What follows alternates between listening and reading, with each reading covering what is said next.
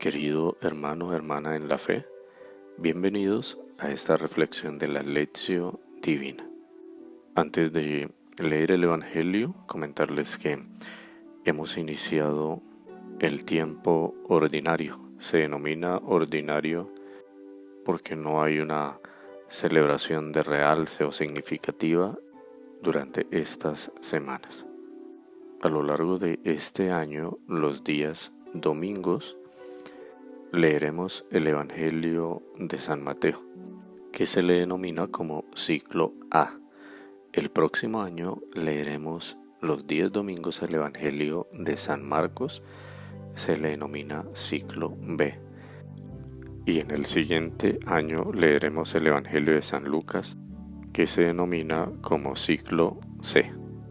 Esa es la estructura litúrgica que tenemos en nuestra Iglesia Católica para que cada año, a lo largo de las Eucaristías dominicales, escuchemos y reflexionemos un Evangelio. Y el cuarto Evangelio, el Evangelio de San Juan, se lee todos los años durante la Semana Santa, el Tríduo Pascual y durante todo el tiempo de Pascua. Hoy vamos a reflexionar el Evangelio de San Mateo, del capítulo 4, los versículos 12 al 23. Al oír Jesús que Juan había sido encarcelado, regresó a Galilea, dejó Nazaret y se fue a vivir a Cafarnaún, junto al lago, en la frontera entre Zabulón y Neftalí, para que se cumpliera lo anunciado por el profeta Isaías. Tierra de Zabulón, tierra de Neftalí, camino del mar al otro lado del Jordán, Galilea de los paganos. El pueblo que habitaba en tinieblas vio una gran luz.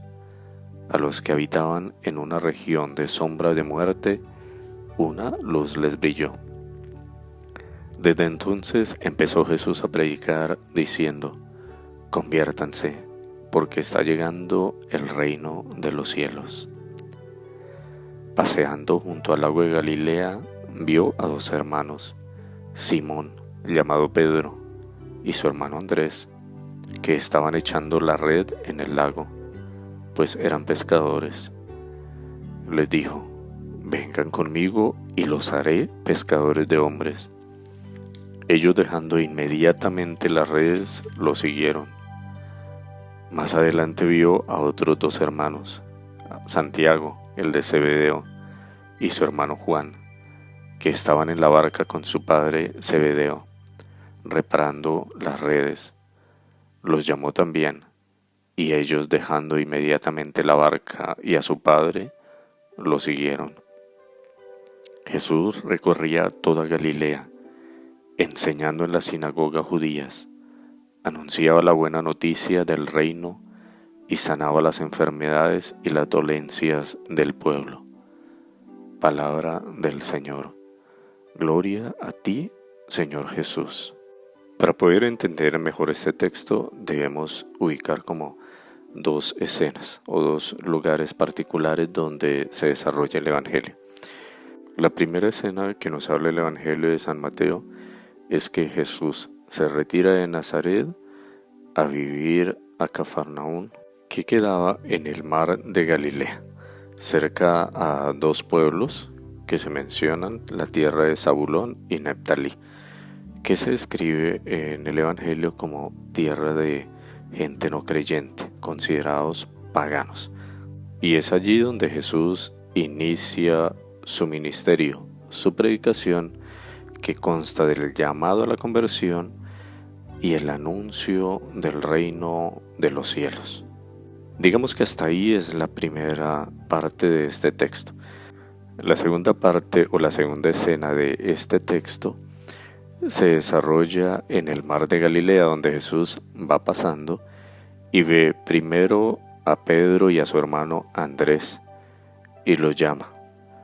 Seguidamente ve a Juan y a Santiago, también hermanos, hijos de Zebedeo, y los llama. A los cuatro los llama para ser pescadores de hombres.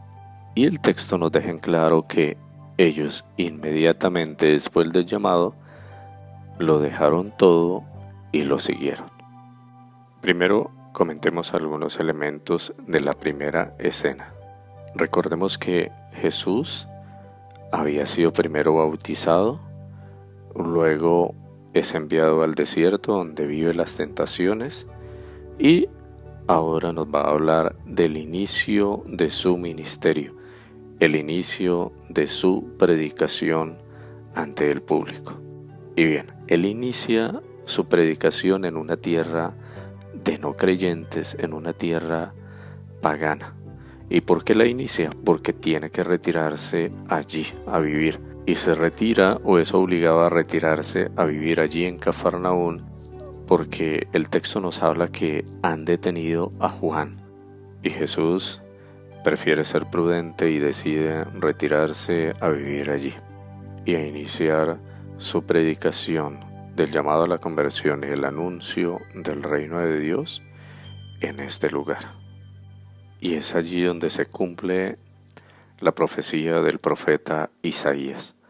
Una tierra de pecadores vio una gran luz.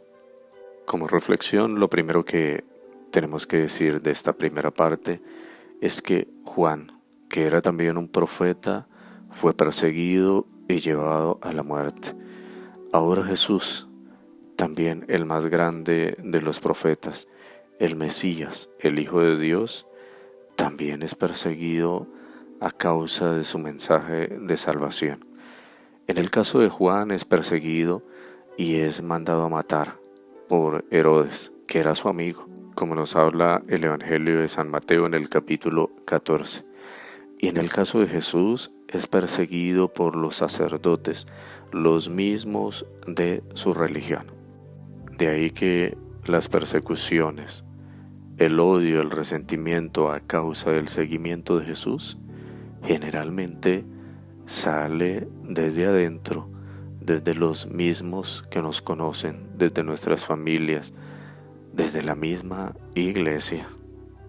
Y se les persigue porque no comprenden, porque no aceptan el reino de los cielos. Estos días me cuestionaba de manera significativa cómo en España están persiguiendo a católicos que se arrodillan a rezar el rosario al frente de clínicas abortistas. Los toman presos, mientras que a las personas que matan a un bebé simplemente están libres. Esa es la contradicción del mundo moderno, la hipocresía. Se persigue a quien hace el bien, pero se deja libre al que hace el mal. Jesús y Juan el Bautista sí que nos lo dejaron claro. Esas son las consecuencias del seguimiento a Jesús. Ese es el destino que tenemos marcado quienes decidimos seguir a Jesús, quienes cuestionan la vida pecaminosa, como lo hizo Juan con Herodes, la manera de ser enferma y malintencionada de muchos hombres, es lo que viene a causar el rechazo y la persecución. El aceptar el llamado de Jesús, el llamado a la conversión, el llamado a vivir un estilo de vida diferente. No se trata de vivir un estilo de vida de perfectos, no. Los que seguimos a Jesús somos pecadores hasta que nos muramos, pero sí a vivir una nueva mentalidad, a rechazar todas las estructuras del mundo, el mal, el pecado, a salirnos de las estructuras de las masas, de lo que todo el mundo hace, de las modas, de ser diferente, de vivir el Evangelio. Hoy muchas personas que dicen ser creyentes no quieren marcar la diferencia, están cómodos en medio de las costumbres mundanas. Y esto sucede porque no han reconocido el llamado de Jesús y las implicaciones de dejarlo todo y seguirle, como hicieron estos 4 discípulos. Nos cuesta seguirle, es difícil seguirle, y generalmente nos cuesta porque nos da miedo a ser cuestionados, nos da miedo que nos critiquen, que nos juzguen por lo que somos.